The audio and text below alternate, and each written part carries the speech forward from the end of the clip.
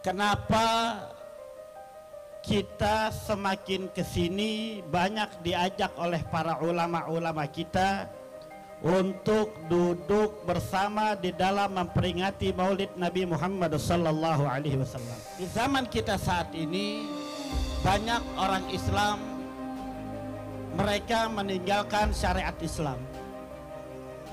Banyak orang Islam tidak peduli dengan agamanya. Banyak orang Islam tidak mengindahkan aturan-aturan syariat agama. Kita dipersaudarakan oleh Allah.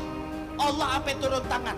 Nabi Muhammad sampai turun tangan dengan tegas mengatakan kita semua bersaudara. Ternyata jawabannya cuma satu. Kalau kita sadar bahwa kita adalah bersaudara, maka kita akan mudah untuk merajut tali persatuan. Kalau kita cinta dengan Nabi Muhammad sallallahu alaihi wasallam, maka wajib kita cinta kepada umat Nabi Muhammad sallallahu alaihi wasallam. Kita harus sayang dengan orang Islam, kita harus cinta dengan orang Islam karena Nabi Muhammad sangat mencintai orang-orang Islam, karena Nabi Muhammad sangat menyayangi orang-orang Islam.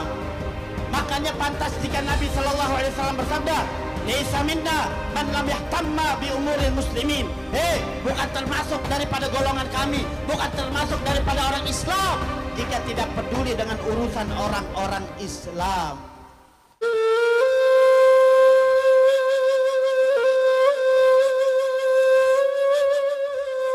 Mau'izah hasanah, hikmah maulid dan haul yang akan disampaikan oleh Al-Mukarram Al-Habib Zain bin Umar Al-Attas kepada Al-Mahbub Al-Habib Zain Umar bin Al-Attas. Waktunya kami silakan. Sallu ala Muhammad.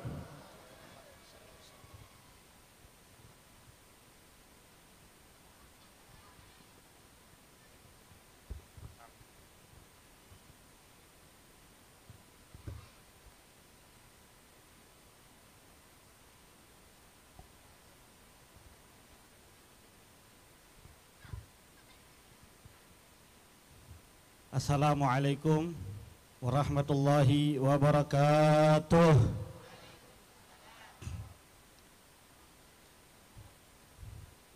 Bismillahi masyaallah la yasuqul khaira illallah. Bismillahi masyaallah la yusrifu su'a illallah. Bismillahi masyaallah ma kana min ni'matin faminallah. Bismillahi masyaallah la haula wala quwwata illa billah. Alhamdulillah ala ni'amillah, alhamdulillah ala barakatillah, walhamdulillahi hamdan yuafi ni'amahu yukafi'u mazidah.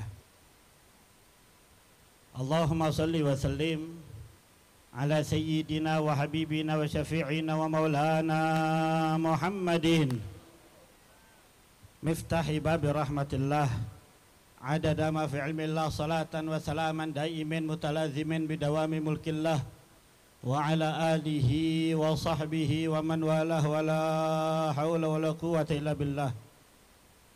Subhanaka la ilma lana illa ma 'allamtana innaka antal alimul hakim.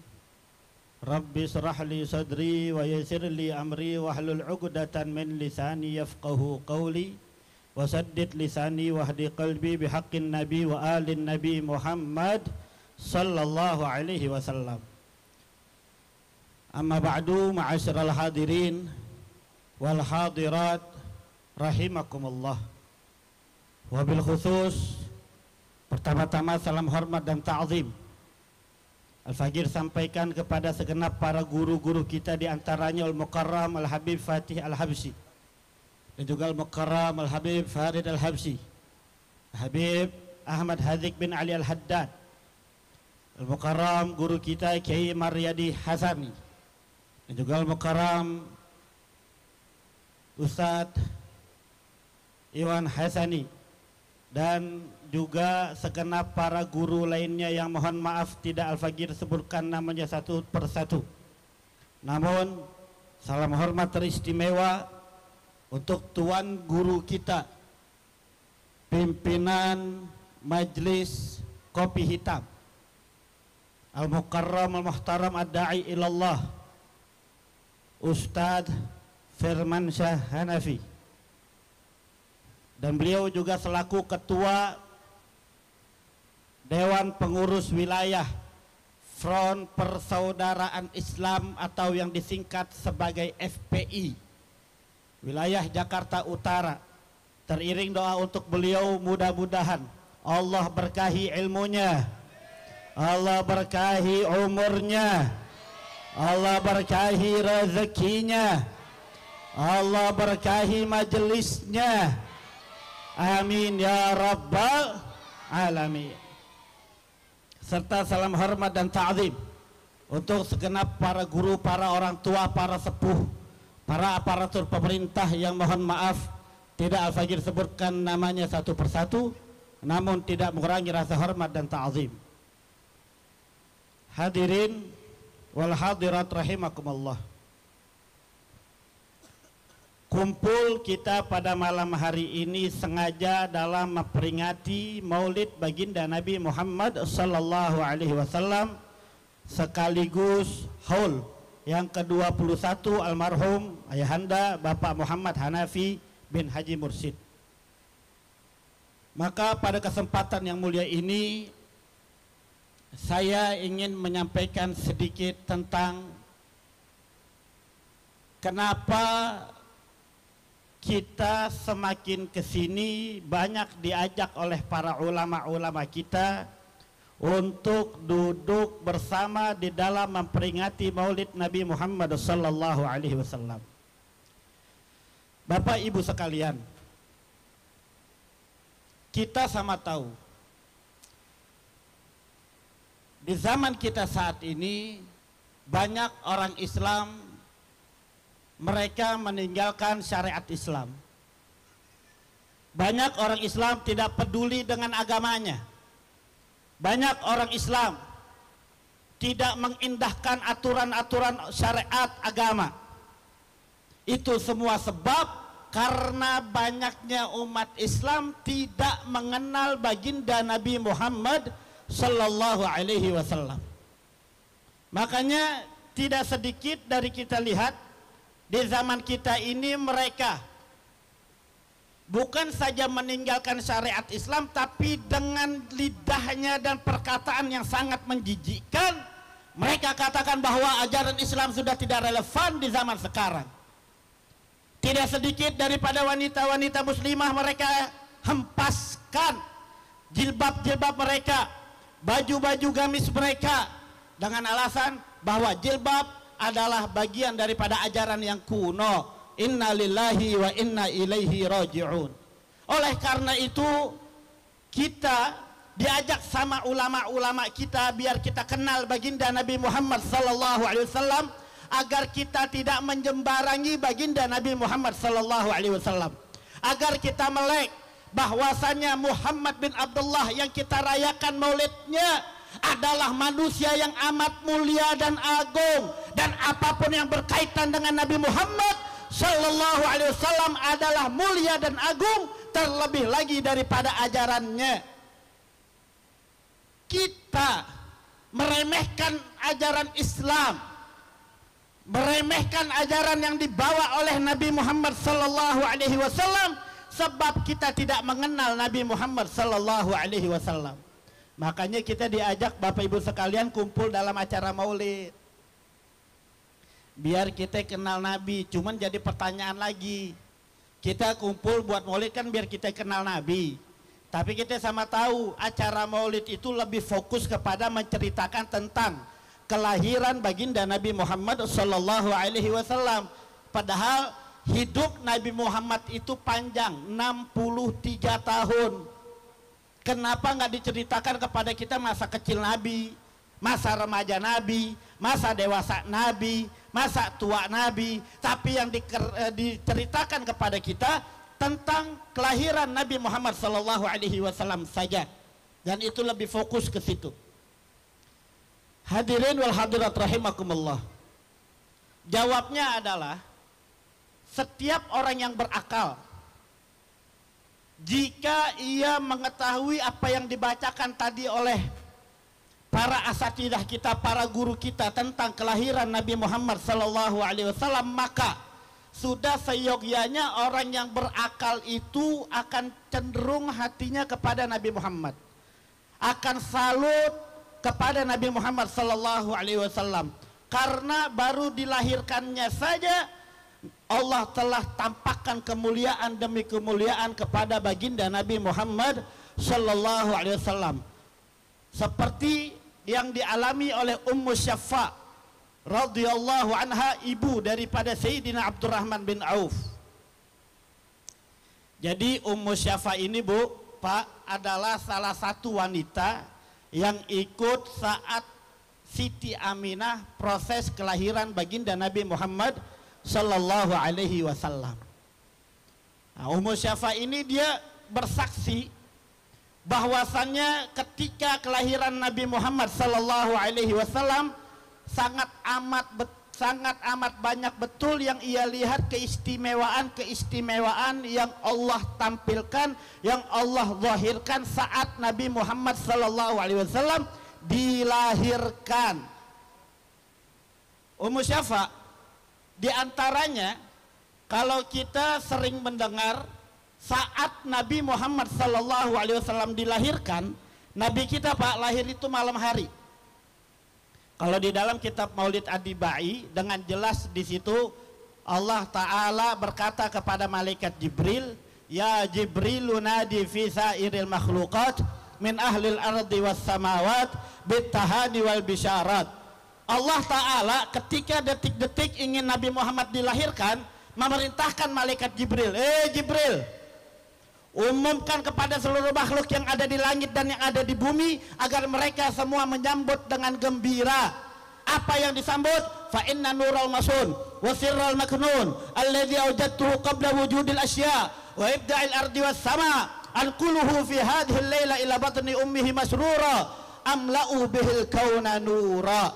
Wahai Jibril, suruh semua yang ada di langit, yang ada di bumi agar mereka menyambut dengan gembira, karena sesungguhnya cahaya yang selama ini tersimpan, rahasia yang selama ini terjaga, pada malam hari ini wahai Jibril, aku akan pindahkan ke perut ibunya dalam keadaan bahagia. Dan gak sampai di situ, Allah nyatakan wa amla'u bihil kauna nura. Wahai Jibril, aku akan terangi seluruh alam semesta ini dengan cahaya. Pada malam kelahiran Nabi Muhammad sallallahu alaihi wasallam itu malam terang, Pak, Bu.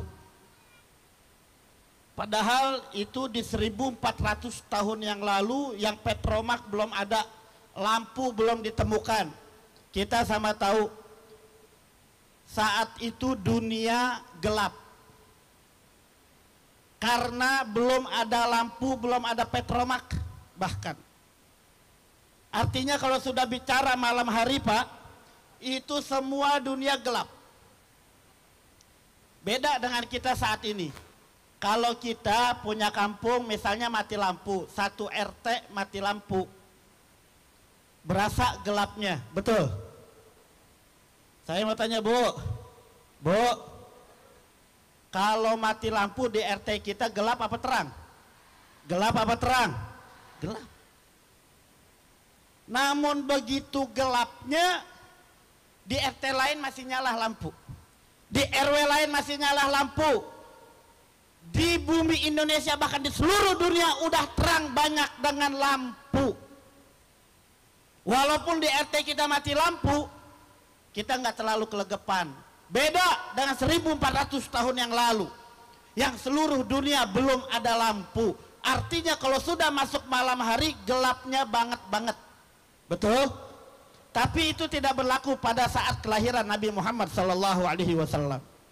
Makanya dengan kesempatan yang mulia ini, saya beberapa kali mendengar ada orang-orang bodoh berbicara di atas mimbar. Mereka berkata, terangnya Nabi Muhammad saat malam kelahirannya itu nggak seperti yang kita duga-duga, itu hanya dongeng. Bapak Ibu sekalian, itu bukan dongeng. Bahwa alam semesta ini Allah terangin itu bukan dongeng, karena disaksikan oleh Ummu Syafa. Ummu Syafa bercerita saat malam kelahiran Nabi, Di malam tersebut terang benderang sampai aku hatta nazartu ila ba'di kusurir Rum. Saking terangnya malam kelahiran Nabi, aku dari kota Mekah bisa melihat gedung-gedung yang ada di kota Roma. Saking terangnya. Sebab memang Allah telah berkata kepada malaikat Jibril, wahai Jibril, aku akan terangi alam semesta ini dengan cahaya. Sallu ala Nabi Muhammad. Ummu Syafa, kejadian-kejadian yang istimewa yang dia lihat ketika kelahiran Nabi Muhammad sallallahu alaihi wasallam, seperti ibunya Siti Aminah tidak merasakan sakit sama sekali saat proses melahirkan Nabi Muhammad, tidak ada darah yang keluar, tidak ada nifas. Nabi Muhammad punya pusar udah putus, udah rapih, udah bersih, udah harum, sudah dikhitan, keluar dalam keadaan bersujud, jari telunjuk satunya semacam ini menunjukkan tauhid la ilaha illallah. Cahaya terang benderang saat Nabi Muhammad lahir. Ummu Syafa melihat begitu banyak kejadian yang luar biasa, Bapak Ibu sekalian, berbekas di dalam hatinya sampai bertahun-tahun, bahkan sampai 40 tahun. Karena Ummu Syafa sadar tidak ada kejadian yang sangat istimewa di dalam hidupku melebihi saat aku menemani kelahiran Nabi Muhammad sallallahu alaihi wasallam. Ketika Nabi Muhammad sallallahu alaihi wasallam berumur 40 tahun, mengaku dirinya seorang nabi, mengaku dirinya seorang utusan Allah. Seluruh selain daripada keluarga dekat Nabi Muhammad, seluruh orang yang ada di kota Mekah mengatakan bahwa Muhammad bin Abdullah adalah pendusta, Muhammad bin Abdullah adalah pembohong. Kok bisa-bisanya mengaku seorang nabi, kok bisa-bisanya mengaku seorang utusan Allah. Tapi itu tidak berlaku kepada Ummu Syafa. Ketika semua orang mendustakan Nabi Muhammad, tidak percaya kepada Nabi Muhammad, Ummu Syafa dia yakin bahwasanya benar Muhammad bin Abdullah adalah seorang nabi, Muhammad bin Abdullah adalah seorang utusan Allah. Sebab aku melihat bagaimana Allah memuliakan kelahirannya di 40 tahun yang lalu, itu berbekas di dalam hatiku, sehingga fakuntu min awalin nasi islama, aku menjadi termasuk orang-orang yang pertama kali masuk Islam. Alhamdulillah. Ini Ummu Syafa menjadi saksi saat kelahiran Nabi Muhammad sallallahu alaihi wasallam. Bahkan gak ada keraguan, semua orang bilang Nabi Muhammad pembohong, semua orang mengatakan Nabi Muhammad pendusta, tapi Ummu Syafa yakin betul bahwa Muhammad bin Abdullah adalah Rasulullah. Bapak Ibu sekalian, inilah kenapa kita diceritakan tentang kelahirannya. Sekarang udah 1400 tahun, mau 15 abad sejak Nabi Muhammad sallallahu alaihi wasallam diutus.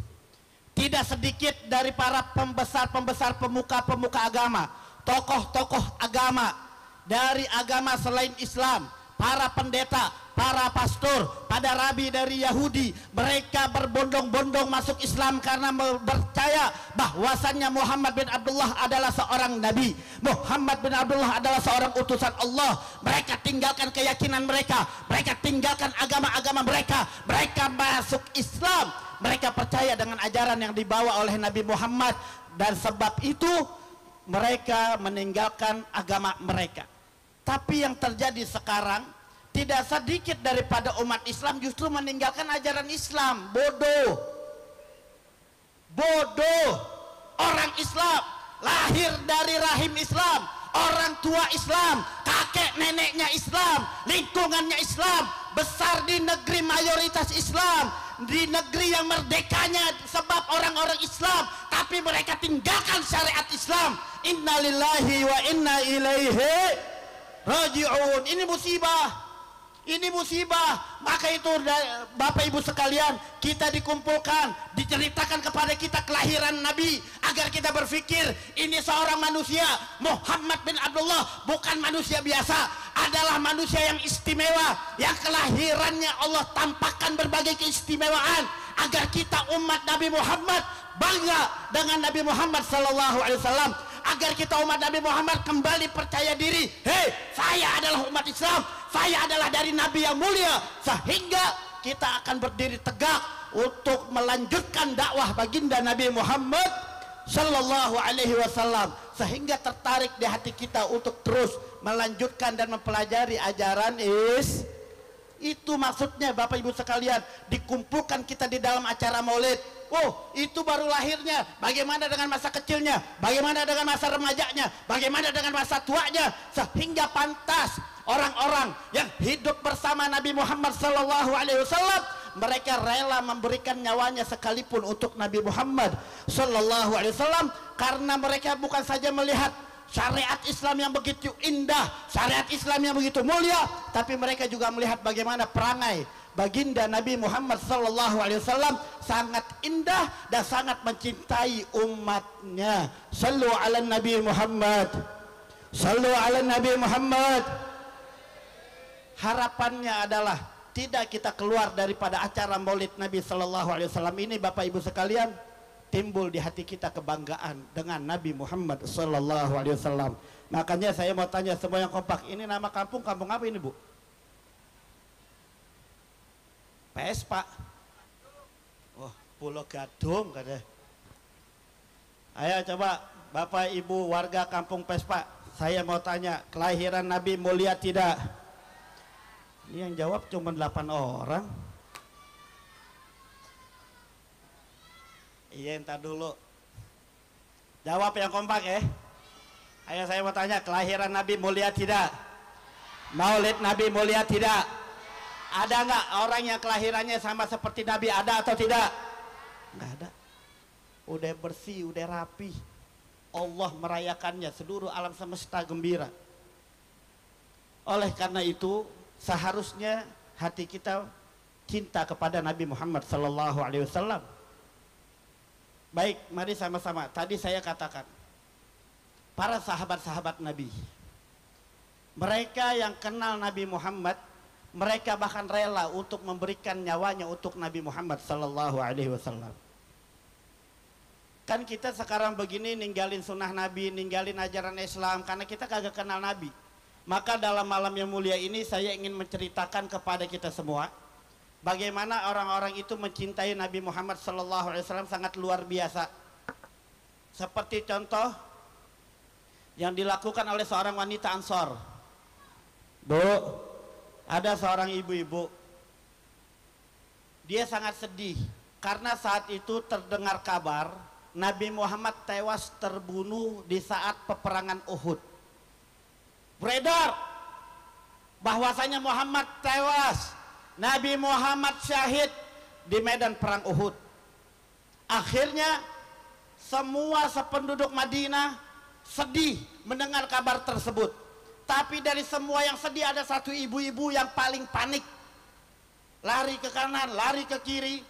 Akhirnya datang pasukan perang Nabi Sallallahu Alaihi Wasallam, para mujahidin, dan mereka berkata, ibu punya ayah meninggal syahid di jalan Allah. Datang lagi orang kedua, Bu, ibu punya suami syahid di jalan Allah, terbunuh. Ibu ini bilang apa? Wahai tentara Rasulullah, saya tidak bertanya bagaimana ayah saya tidak bertanya bagaimana suami saya tanya bagaimana kabarnya Rasulullah.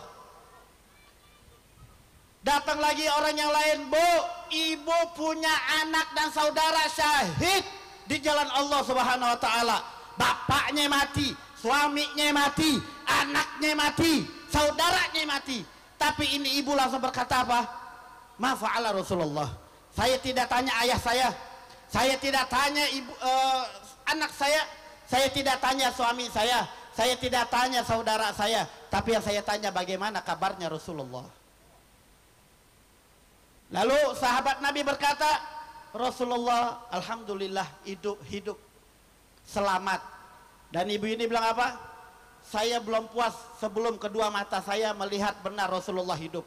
Maka dibawa ibu ini menghadap Rasulullah, sampai di hadapan Rasulullah Sallallahu Alaihi Wasallam, melihat Rasulullah benar masih hidup. Cucuran air mata terus keluar, kakinya gemetar sampai terjatuh seraya berkata, kullu musibatin ba'daka jalal ya Rasulullah. Semua musibah kecil bagiku, meninggal ayahku, meninggal suamiku, meninggal anakku, meninggal saudaraku, meninggal semuanya, kecil bagiku ya Rasulullah, yang penting engkau selamat. Sallu ala Nabi Muhammad. Saya mau tanya, cinta yang begini hebat atau tidak? Cinta yang begini hebat atau tidak? Ada di sini yang begitu untuk Nabi Muhammad sallallahu alaihi wasallam. Itu yang pertama. Mungkin ada pertanyaan, Beb, ya wajar. Itu kan perempuan. Kalau perempuan tuh punya hati halus, gampang mewek, gampang jatuh cinta. Perempuan. Baik, sekarang saya akan ceritakan seorang laki-laki. Kalau tadi perempuan, maka sekarang laki-laki yang bernama Sayyidina Zaid bin Dasina. Sayyidina Zaid bin Dasina tertangkap oleh orang kafir-kafir Quraisy, disiksa, ingin dibunuh. Namun sebelum dibunuh, Zaid bin Dasina disamper oleh Abu Sufyan yang saat itu masih dalam keadaan kafir. Datang Abu Sufyan menghadap kepada si Zaid. Zaid udah lemas, Bu. Pak, Zaid udah lemas, udah mau pingsan. Kenapa? Karena siksaan demi siksaan didera oleh Sayyidina Zaid bin Dasina radhiyallahu anhu. Maka Abu Sufyan berkata, wahai Zaid, maukah kamu pulang kepada keluargamu? Kamu hidup, biarkan kamu digantikan oleh Muhammad. Kalau kamu mau, kamu bisa pulang sekarang. Biarkan Muhammad yang di sini menggantikan posisimu agar kami bunuh. Bu, tahu? Pas dengar begini, Zaid yang tadinya lemes langsung bangkit dan melotot seraya berkata, wallahi ya Abu Sufyan, demi Allah, wahai Abu Sufyan, aku senang mendengarmu bahwasanya sekarang Muhammad ada di rumahnya sedang bahagia. Ketahuilah wahai Abu Sufyan, engkau tusuk saja dengan duri Muhammad Rasulullah, maka aku akan membalasnya walaupun nyawaku taruhannya. Padahal Zaid saat itu dalam keadaan diikat, sudah lemas, banyak siksaan yang dideranya. Akhirnya ketika melihat bagaimana Sayyidina Zaid memiliki cinta yang luar biasa kepada Sayyidina Rasulullah sallallahu alaihi wasallam, Abu Sufyan langsung mundur, kaget, kok bisa-bisanya ada orang memiliki cinta semacam ini kepada baginda Nabi Muhammad. Hingga dia berkata, ma ra'aitu ahadan yuhibbu ahadan kahubbi ashabi Muhammadin Muhammada. Aku nggak pernah melihat seseorang memiliki cinta kepada orang lain sehebat cintanya sahabat-sahabat Muhammad kepada Muhammad. Sallu ala Nabi Muhammad. Sallu ala Nabi Muhammad.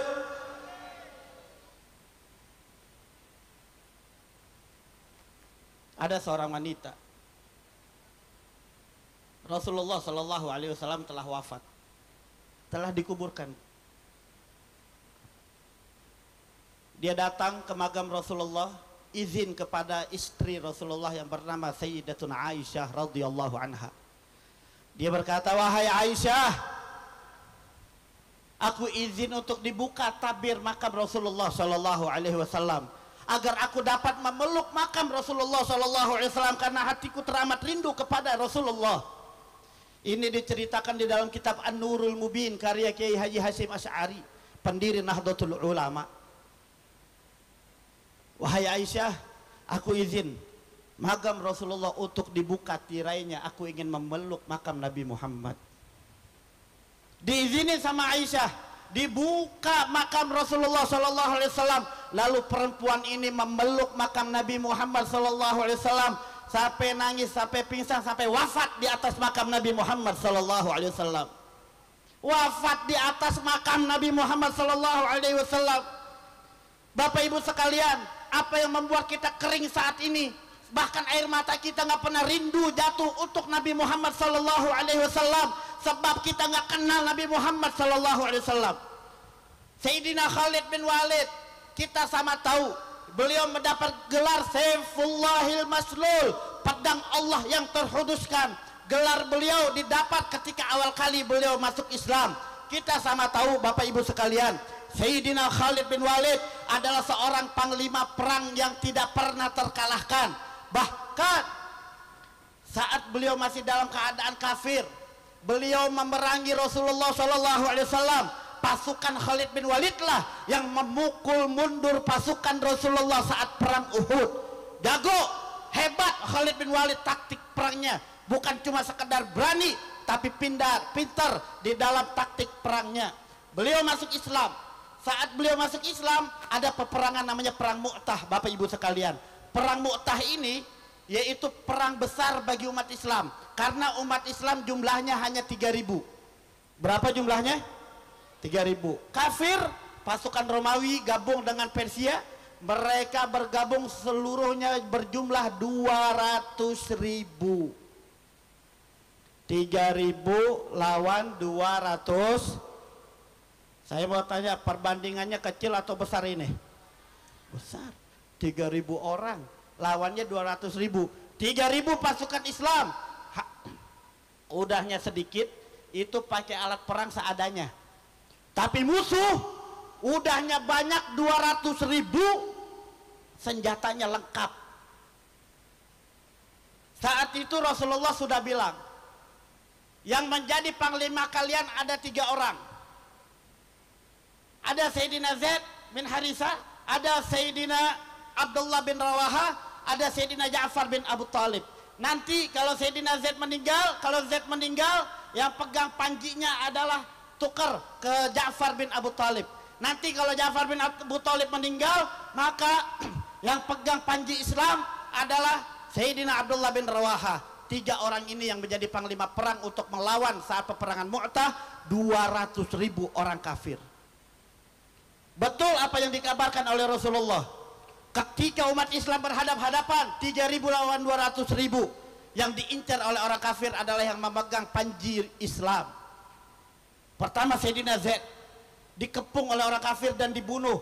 Jatuh panji Islam, direbut oleh Sayyidina Ja'far bin Abi Talib. Modelnya kayak umbul-umbul begini, Bu. Dipegang sama Sayyidina Ja'far bin Abi Talib. Lagi-lagi Sayyidina Ja'far bin Abi Talib dikepung oleh orang kafir. Ditebas tangan kanannya yang memegang panji Rasulullah SAW. Lalu Sayyidina Ja'far bin Abi Talib tidak menyerah. Ketika ditebas tangan kanannya, dipegang panji itu dari tangan kirinya. Ditebas lagi tangan kirinya, panji tersebut digempet dengan pahanya agar panji tersebut tidak jatuh. Sebab apa? Kalau panji itu jatuh, maka menandakan umat Islam kalah. Sayyidina Ja'far bin Abi Talib dengan penuh semangatnya mempertahankan panji Islam agar tidak jatuh. Tapi ala kulli hal, orang-orang kafir sangat banyak. Sayyidina Ja'far bin Abi Talib akhirnya wafat, tewas juga syahid di jalan Allah.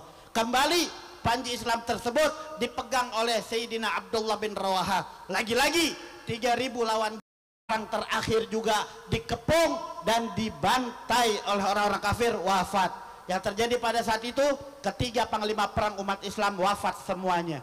Umat Islam kocar kacir.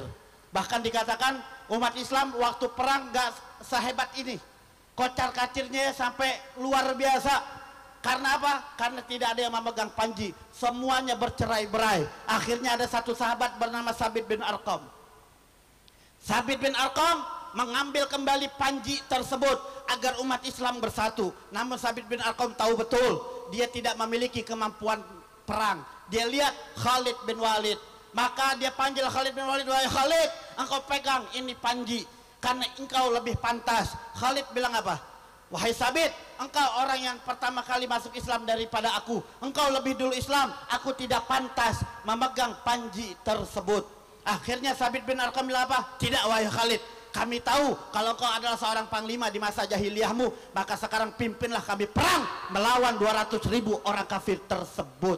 Akhirnya Khalid bin Walid mengambil panji tersebut dan menyatukan umat Islam. Ketika istirahat perang, orang kafir 200.000 pada istirahat, Khalid memimpin peperangan tersebut. Dan Rasulullah berkata di dalam kota Madinah bahwa yang memegang panji Rasulullah saat ini adalah Saifullahil Maslul, yaitu pedang Allah yang terhunuskan, yaitu Khalid bin Walid. Bapak Ibu sekalian, ketika Khalid bin Walid memegang panji Rasulullah, memegang panji Islam, Khalid bin Walid berkata, umat Islam, orang-orang kafir pada istirahat, maka umat Islam tidak boleh istirahat.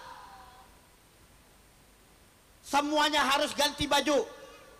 Selain ganti baju yang tadi ada di barisan depan, maka ditukar. ada di barisan belakang. Yang barisan belakang pindah ke barisan depan. Yang di sebelah kanan pindah ke sebelah kiri. Yang di sebelah kiri pindah ke sebelah kanan. Taktik perang Sayyidina Khalid bin Walid, Bapak Ibu sekalian. Dan gak sampai di situ, orang-orang disuruh bawa pelepah korma. Nanti yang bagian belakang jangan maju dulu. Nanti tunggu kode dari kami yang di depan. Akhirnya ketika peperangan mulai sengit. Dan orang-orang kafir melihat, wah pasukan baru nih. Karena tadi yang di depan pada pindah ke belakang dan pada ganti baju. Nih taktik perang. Yang di kanan pindah ke kiri, yang kiri pindah ke kanan. Dan gak sampai di situ, hadirin yang dirahmati Allah. Pasukan yang di belakang yang membawa pelepah korma diperintah sama Khalid bin Walid, nanti ketika kamu maju, itu pelepah korma tolong kamu seret di pasir. Agar apa? Ketika kalian lari, maka pasir akan berterbangan sehingga musuh akan melihat bahwa pasukan Islam berdatangan jumlahnya jauh lebih banyak lagi. Dan benar, ketika dikodekan oleh Sayyidina Khalid bin Walid, yang belakang yang membawa pelepah korma maju lawan musuh-musuh tersebut. Akhirnya ketika maju, para musuh melihat pasukan Islam datang banyak beribuan. Akhirnya orang kafir 200.000 mundur teratur, kalah. Alhamdulillah. Ini prestasi pertama kali Sayyidina Khalid bin Walid masuk Islam. Makanya saya tanya, Khalid bin Walid bagus tidak? Khalid bin Walid bagus tidak?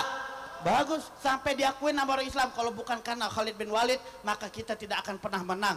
Oleh karenanya ketika zaman Khalifah Umar bin Khattab radhiyallahu anhu, Khalid bin Walid diturunkan jabatannya dari panglima, disudahi dari panglima. Karena Sayyidina Umar melihat, bukan karena Khalid bin Walid buruk kerjanya, bukan karena Khalid bin Walid tidak bagus menjadi panglima, tapi untuk menjaga akidah Islam, umat Islam. Karena lantaran di zaman Sayyidina Umar, semua berkata, kalau bukan karena Khalid bin Walid, maka kita pasti kalah. Oleh karena itu, sebegitu hebat Khalid bin Walid. Betul Bu? Saya mau tanya semua, Khalid bin Walid hebat atau tidak? Khalid bin Walid hebat atau tidak? Panglima perang yang tak pernah terkalahkan, mendapat gelar Saifullahil Maslul, pedang Allah yang terhunuskan. Bapak Ibu tahu putrinya, dia cerita, ayahku Khalid kalau sudah masuk malam hari, naik ke atas kasurnya, ayahku suka merengek kayak anak kecil, menyebut-nyebut orang yang dirindukannya, yaitu baginda Nabi Muhammad Sallallahu Alaihi Wasallam. Sampai Khalid bin Walid tuh ngomong, jadi Sayyidina Khalid sebegitu hebatnya Bu, tapi kayak anak kecil ngerengek di atas kasur. Dia sebut-sebut nama Rasulullah dan berkata, ya hinnu ilaihim qalbi, aku sangat merindukan Rasulullah. Tala syauqi ilaihim rabbi ajil qabdi ilaik. Ya Allah, telah lama hatiku merindukan Rasulullah.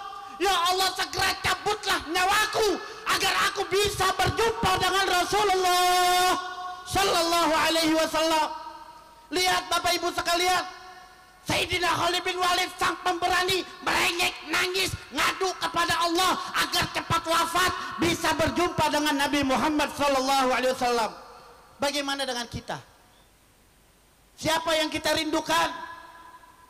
Yang kita rindukan adalah orang-orang yang tidak pernah sujud kepada Allah. Yang anak-anak kita rindukan adalah orang-orang kafir, musuh-musuh Nabi Muhammad. Pantas jika kejahatan, kemaksiatan, kemurkaran Islam dan terus dihinakan, ini sebab semua orang Islam tidak peduli dengan agamanya. Orang Islam di hatinya tidak ada baginda Nabi Muhammad Sallallahu Alaihi Wasallam. Oleh karena itu, hadirin wal hadirat rahimakumullah, mencintai baginda Nabi Muhammad Sallallahu Alaihi Wasallam adalah sebuah keharusan bagi setiap orang-orang yang beriman. Karena Nabi Muhammad Sallallahu Alaihi Wasallam bersabda, la yu'minu ahadukum hatta akuna ahabba ilaihi min nafsihi wa malihi wa waladihi wa walidihi wan nasi ajma'in.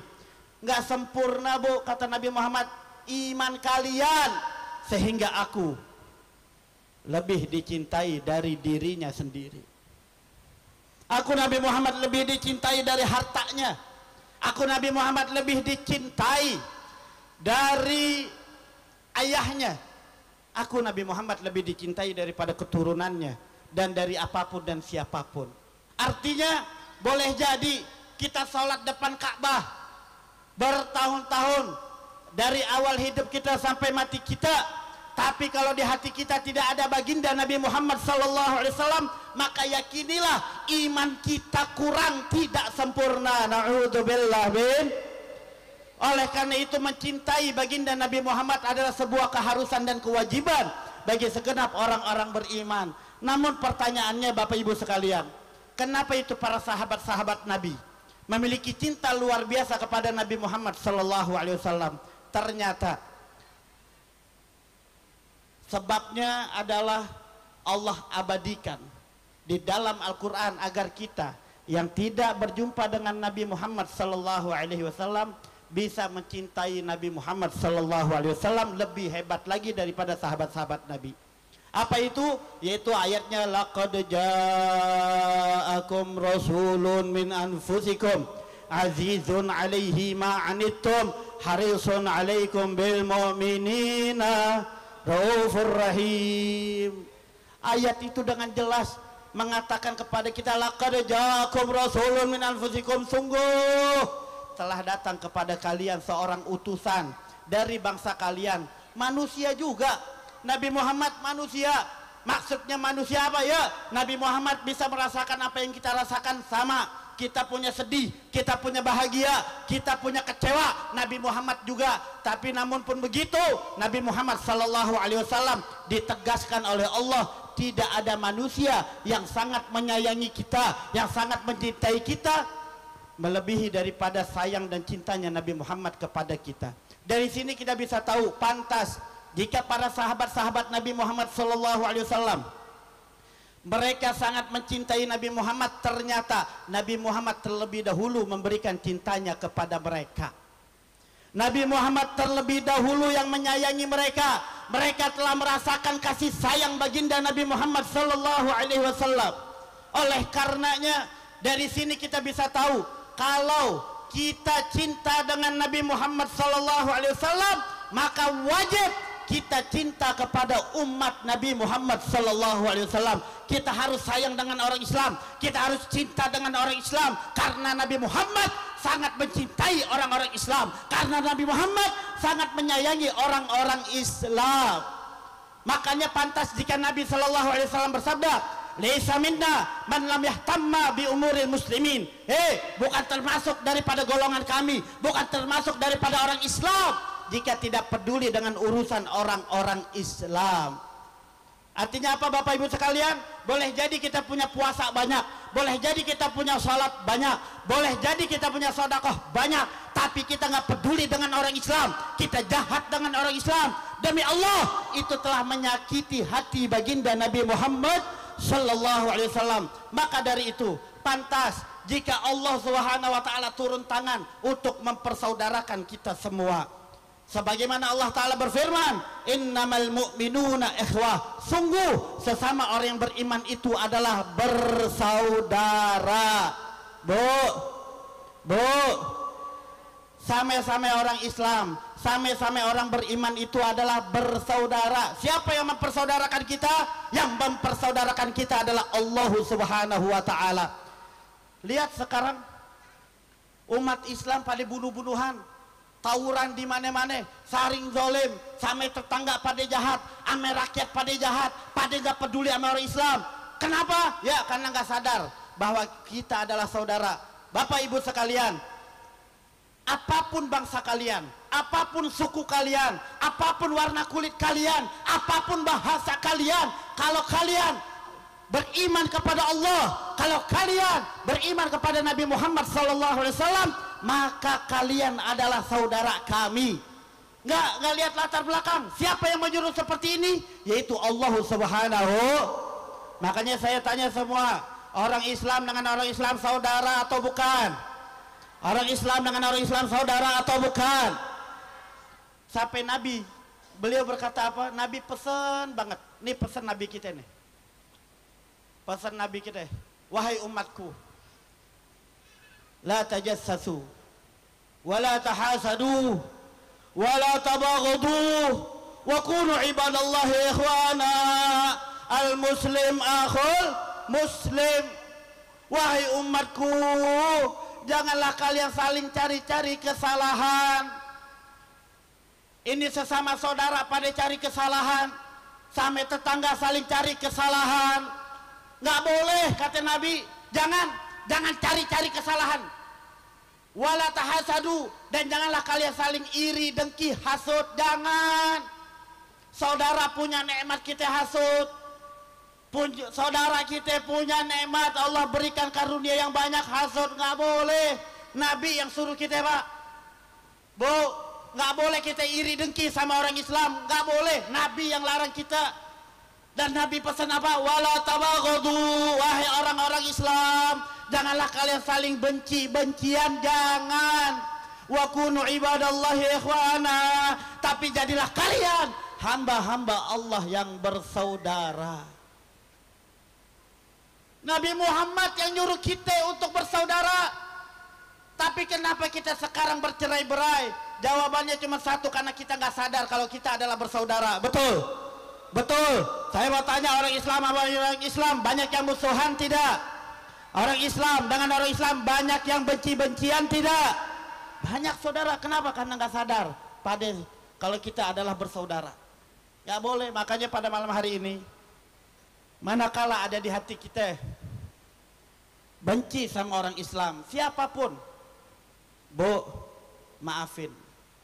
Pak, kalau di hati kita ada hasud, ada benci, ada iri dengki sama orang Islam, pada malam hari ini buru-buru minta maaf. Kalau ada orang Islam salah sama kita, kita maafin. Buat girangin baginda Nabi Muhammad Sallallahu Alaihi Wasallam, dan sadar kalau kita adalah bersaudara. Betul. Saya mau tanya, orang Islam dengan orang Islam saudara atau musuhan? Orang Islam dengan orang Islam saudara atau bukan? Siap bersaudara? Ini yang jawab cuma 3 orang. Ayo warga Kampung Vespa, saya tanya, siap bersaudara? Siap bersaudara? Takbir! Takbir! Allahu Akbar! Bapak Ibu sekalian, kenapa saya ajak takbir? Ya, biar di hati kita kalau ada benci sama orang Islam, rontok barokah takbir. Amin. Kalau ada di hati kita hasud, iri, dengki sama orang Islam, mudah-mudahan berkah Allahu Akbar itu rontok dengan berkah takbir. Amin ya Rabbal. Menjadi pertanyaan kita, kenapa kita dipersaudarakan oleh Allah? Allah sampai turun tangan, Nabi Muhammad sampai turun tangan dengan tegas mengatakan kita semua bersaudara. Ternyata jawabannya cuma satu, kalau kita sadar bahwa kita adalah bersaudara, maka kita akan mudah untuk merajut tali persatuan. Kalau kita sudah bersatu, maka janjinya Nabi SAW bersabda, inna yadallahi ma'al jamaah, sungguh pertolongan Allah, kekuatan Allah bersama mereka yang mau bersatu. Lihat saudara-saudara kita di Palestina, hampir 1 tahun lebih sampai gini hari terus dibantai, digenosida. Mereka lari ke rumah mereka dibom. Mereka lari ke rumah rumah ibadahnya dibom. Mereka lari ke tempat pendidikannya dibom. Bahkan dalam aturan perang dunia, tempat teraman adalah rumah sakit. Mereka lari mencari perlindungan agar mereka tidak dibantai, agar mereka tidak dibom. Mereka lari ke rumah sakitnya juga dibom oleh Israel Durjana. Akhirnya mereka membuat kemah-kemah pengungsian. Akhirnya yang terjadi, bahkan di camp pun mereka dibakar hidup-hidup oleh Israel Durjana. Saya mau tanya, Israel kurang ajar tidak? Israel jahat tidak? Israel jahat tidak? Israel biadab tidak? Mudah-mudahan Allah hancurkan Israel segera. Amin ya Rabbal. Umat Islam di dunia jumlahnya sangat banyak. Padahal kalau mau bersatu, Israel kecil, Bu. Amerika kecil, Inggris kecil. Tapi kenapa sampai sekarang umat Islam belum bisa membela Palestina? Puluhan ribu nyawa melayang, mau 100.000, dan mayoritas wanita dan anak-anak.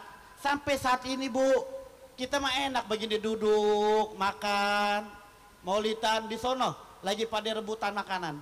Di sana, di Palestina, saudara-saudara kita lagi rebutan air minum. Di sana mereka sedang sibuk kemana mereka harus lari karena Israel terus mengejar mereka dan membantai mereka. Mau sampai kapan kita terus merasa bahwa kita tidak bersaudara?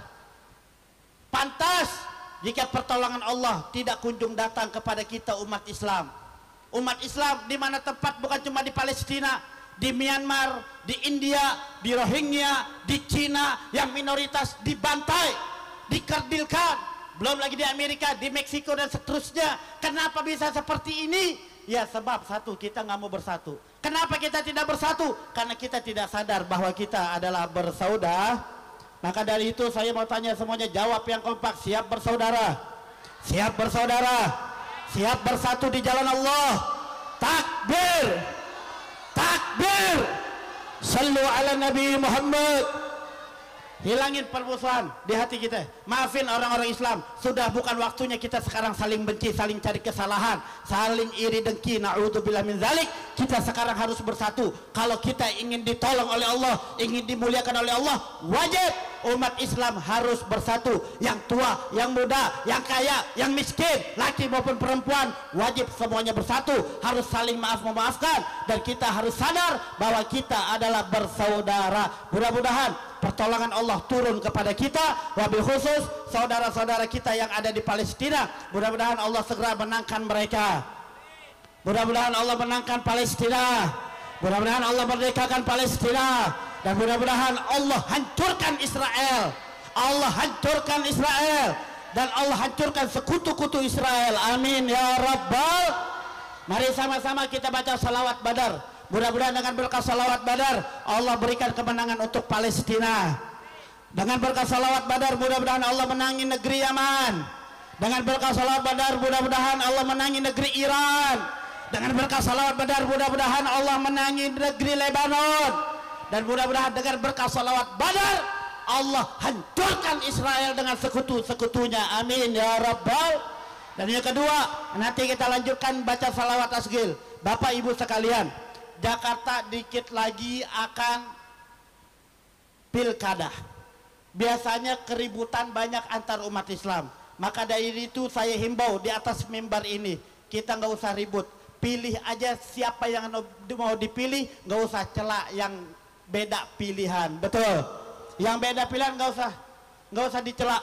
Cukup. Yang penting semuanya memilih atas dasar untuk kemaslahatan masyarakat Jakarta. Mau pilih nomor 1 silakan, mau pilih nomor 3 silakan. Yang nggak boleh pilih adalah nomor.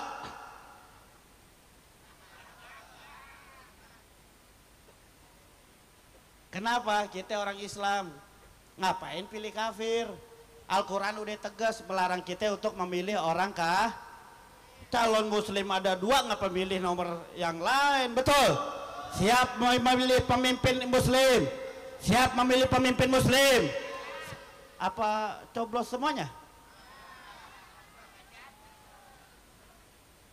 Udah, pokoknya ntar berkah sholawat asgil, pokoknya siapa aja yang mau jahat ame masyarakat Jakarta Allah hancurin, amin.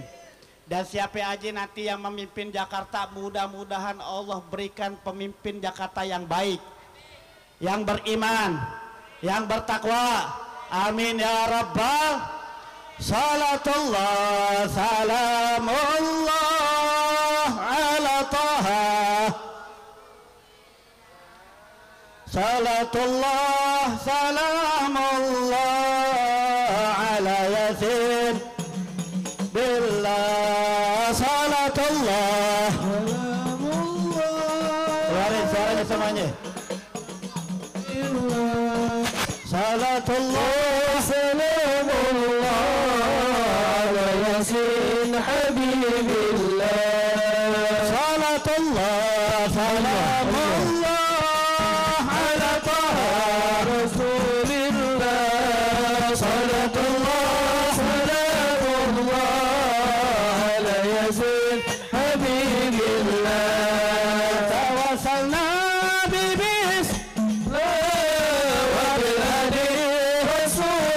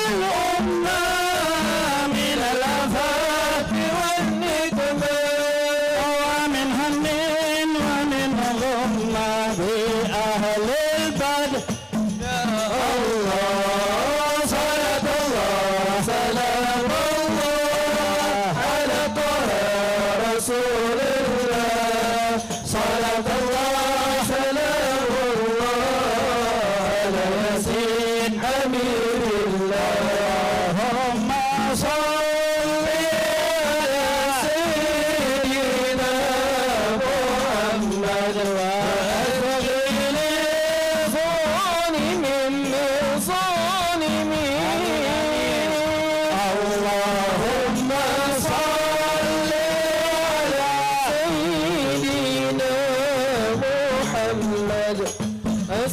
wa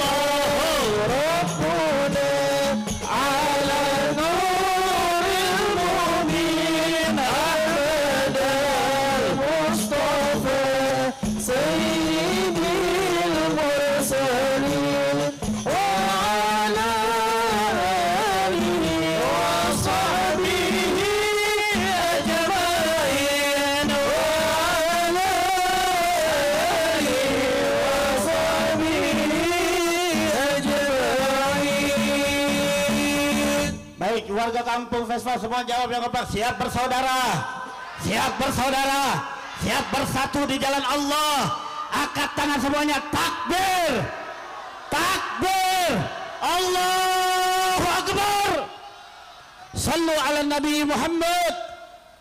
Mudah-mudahan Allah berikan kesadaran untuk kita bahwa kita semua adalah bersaudara dan kita bisa bersatu di jalan Allah bersama-sama. Amin ya rabbal alamin. Wa hakadha minni wal afu minkum. Wassalamualaikum warahmatullahi wabarakatuh.